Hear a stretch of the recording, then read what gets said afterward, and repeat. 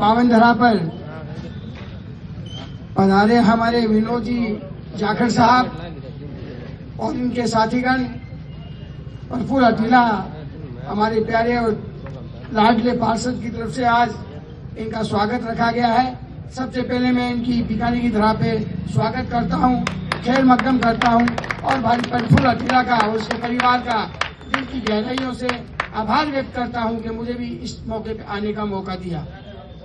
विनोद जी जाखड़ साहब को आप भली भांति जानते हैं, युवा है और कांग्रेस की रीति और नीति को आम जन तक पहुंचाने में आप लगे हुए हैं।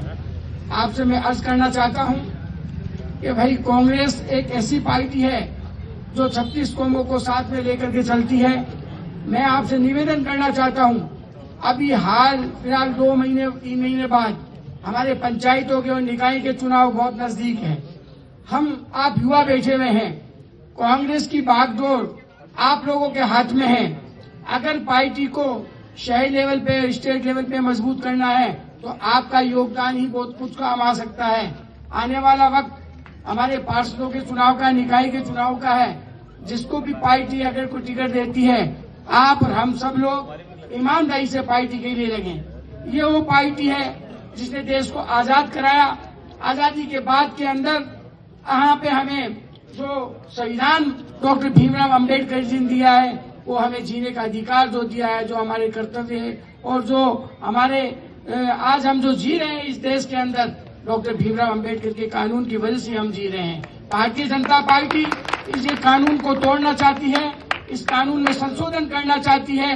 आपसे निवेदन करना चाहता हूं कि हमें सड़कों पे आना पड़े। इस कानून की 2 किताब हमें डॉक्टर भीमराव अंबेडकर ने 284 लोगों ने हस्ताक्षर युक्त दिए।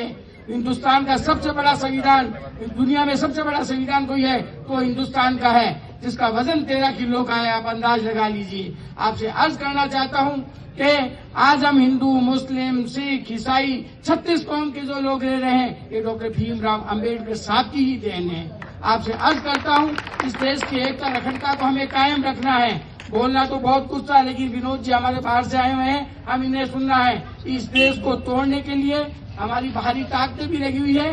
बाहरी ताकतों के साथ साथ यहाँ पे भी कुछ लोग, संघ के लोग, बीजेपी के लोग, विश्व हिंदू परिषद के लोग इस देश को तोड़ना चाहता है। लेकिन दुनिया की कोई भी ताकत इस देश को तोड़ नहीं सकती कि हम सभी लोग एक साथ हैं। मैं अपनी बात एक शेर में ही खत्म करना चाहता हूँ कि मेरा प्यार, मेरी मोहब्बत, मेरा ईमान लिख देना। मेरा प्यार, मेरी मोहब्बत, मेरा ईमान लिख देना। कहीं गीता, कहीं बाइबिल, कहीं कुरान लिख देना।